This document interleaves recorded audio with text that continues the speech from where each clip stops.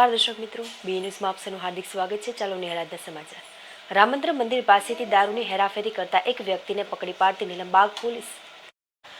શહેરના Nilambag police સ્ટેશનનો staff રાત્રિના સમયે તેમના પોસ્ટ વિસ્તારોમાં પેટ્રોલિંગમાં હતો. તે વેળાએ રામ મંદિર પાસેથી બ્લેક કલરની એક્ટિવાની અંદર દારૂની બોટલ રાખીને દારૂની હેરાફેરી કરતા ધવલ ધીરુભાઈ જામુચાને પકડી પાડ્યા હતા અને તેમની પાસેથી દારૂની અલગ અલગ કંપનીની બોટલો તથા મોબાઈલ ફોન તથા એક્ટિવા ગાડી મળીને કુલ ₹60,555ના મુદ્દામાલ સાથે પકડી પાડ્યો હતો અને નીલમબાગ પોલીસ સ્ટેશન ખાતે ગુનો નોંધીને કાયદેસરની કાર્યવાહી હાથ ધરવામાં આવી હતી.